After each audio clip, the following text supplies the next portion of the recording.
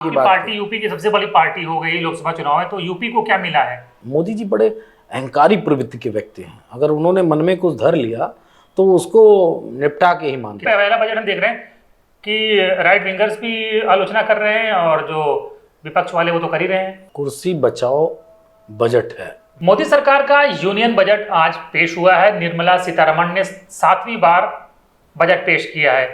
तो बजट को लेकर चर्चा छिड़ी हुई है। प्रधानमंत्री ने इसको बहुत अभूतपूर्व बताया है, भारत की आर्थिक दशा और दिशा बदलने वाला बताया। लेकिन विपक्ष, जाहिर बात है कि विपक्ष हमेशा की तरह ही इस बार संतुष्ट नहीं है और बजट को किसान, गरीब, मजदूर, महिला विरोधी बता रहा है।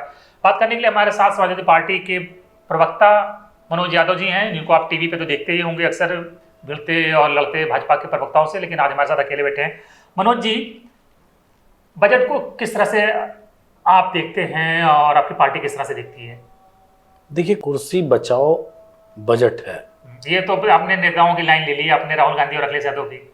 हमारे नेता हैं और हम अपने नेता की और पार्टी की गाइडलाइन पे चलेंगे, लेकिन वो ऐसे कोई नहीं कहता है। और खासकर समाजवादी पार्टी क्यों कुर्सी क्यों, मतलब लग रहा है कि कुर्सी कहाँ खतरे में थी, क्यों बचानी पड़ रही है?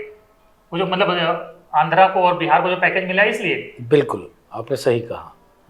दो महत्वपूर्ण घटक दल हैं जिनकी संख्या 10 से प्लस है और उनका कोई घटक दल ऐसा नहीं जिसकी संख्या 10 के ऊपर हो। तो वो निश्चित तौर पे ये दर्शाता है कि कितने दबाव में सरकार है। हम इस बात के पक्षधर बिल्कुल नहीं है कि स्टेट को पैसा ना मिले, मिलना चाहिए। तमाम तरीकों की बातें कही जा रही हैं कि विपक्ष अब क्रिटिसाइज कर रहा है कि बिहार को पैसा क्यों ज़्यादा दे दिया, आंध्रा को दे दिया। ये हमारा बिल्कुल नहीं कहना है, दिया जाए, लेकिन बंटवारा सबके साथ होना चाहिए। सिर्फ बिहार और आंध्रा के साथ ही नहीं रहना चाहिए। मैंने इसलिए कहा कि कुर्सी बचाओ बजट है क्योंकि लगातार सरकार अपनी सत्ता को बचाए रखने के लिए काम कर रही है, हमारे आपके लिए कोई काम नहीं कर रही। कोई इस पूरे बजट में आप मुझे एक बिंदु उठा के बता दीजिए कि इस सरकार के इस फैसले से भारत की अर्थव्यवस्था पे, भारत के बेरोजगारों पे, भारत के तमाम सारी समस्याओं पे एक असर पड़ेगा। अगर ऐसा कोई पॉइंट तो बड़ा छोड़ दिया, बता रहे हैं कि उन्होंने 3 लाख तक जीरो कर दिया इनकम टैक्स और उसके बाद 5% काफी ऊपर तक किया है। उसी में 1 लाख बढ़ा दिया है बस। जो पहले था स्लैब उसमें 30 लाख तक, 30% तक है, 0 से 30%, ठीक वैसा ही है। लेकिन सिर्फ और सिर्फ इतना किया है कि जहां से 5 लाख तक था 5 से 6 लाख तक कर दिया गया, 3 से 6 लाख तक का। तो उसी में हेरा फेरी है, कोई ऐसी चीज नहीं है जिससे जनता को बड़ा सुकून मिल जाए।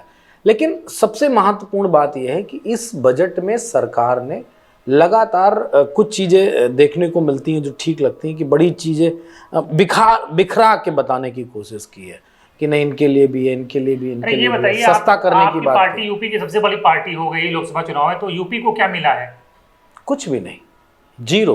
अब मोबाइल सस्ता हो गया तो उत्तर प्रदेश वाले को भी सस्ता मिलेगा, यही है, और बाकी तो कुछ है नहीं। जो सस्ता हुआ है वो सबके लिए सस्ता हुआ है। यूपी से क्यों नाराजगी हो गई? हार गए 43 सीटें, इसलिए नाराजगी हो गई क्या? निश्चित तौर पे जब वो राम को भूल गए, जय जगन्नाथ पे चले गए, इतना दशकों की लड़ाई, जय श्री राम कहना छोड़ दिया, जय श्री राम कहना छोड़ दिया, तो अब उनकी इच्छा है कि उत्तर प्रदेश को किनारे करो, अब उड़ीसा की तरफ चलो और आगे चलो।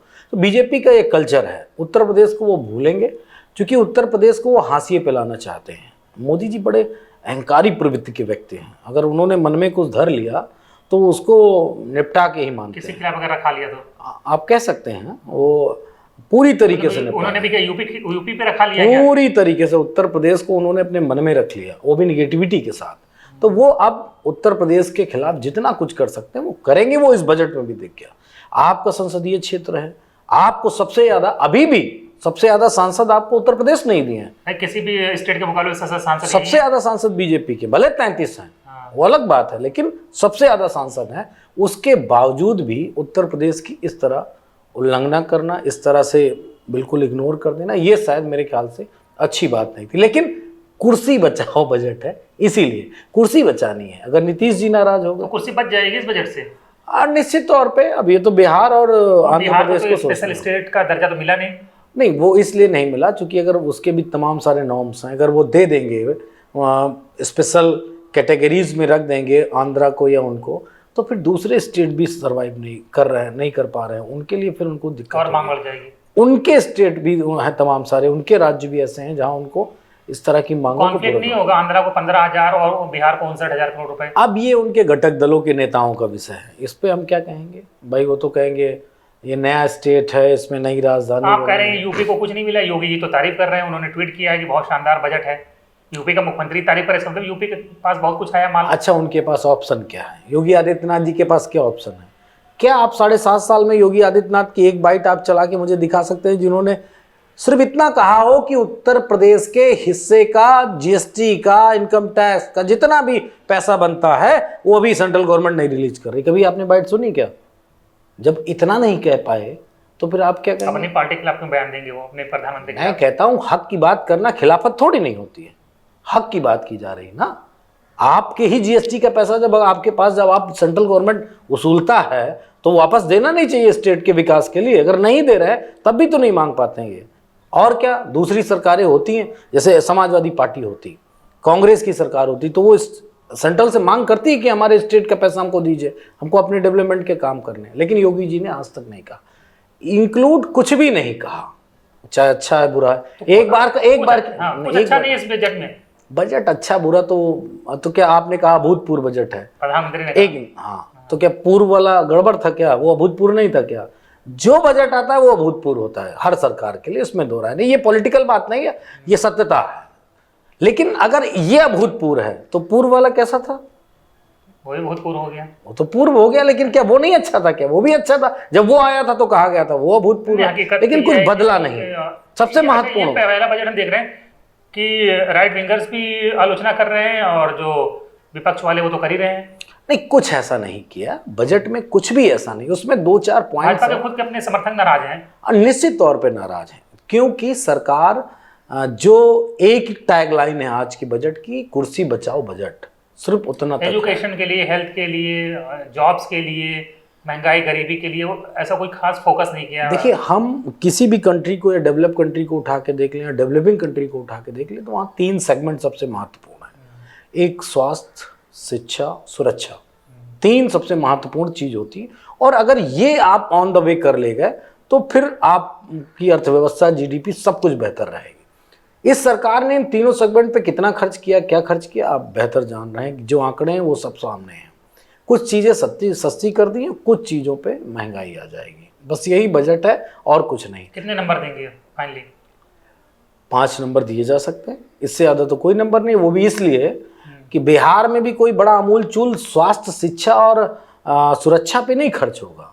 वहां पुल और सड़कें बनेंगी, इसके अलावा कुछ नहीं। गुजरात के, ये आपने बड़ी सुंदर बात कह दी, लेकिन वो वहां भी गड्ढा करेंगे। जैसे आपका अयोध्या में गड्ढा हुआ, टपकता हुआ मंदिर बना, ये सब गुजराती कंपनियों ने जो कुछ भी किया, जितना भी रामपथ को गड्ढा मुक्त की जगह युक्त कर दिया, यही सब बने। बिहार में एक्सप्रेसवे की लिए भी बजट है, प्रावधान है। नहीं, ऑलरेडी मैं प्रशंसा करूंगा, मैं कई 2015 बन पाएगा वो एक्सप्रेसवे की, मतलब वैसे ही बनेगा जैसे पुल बने थे?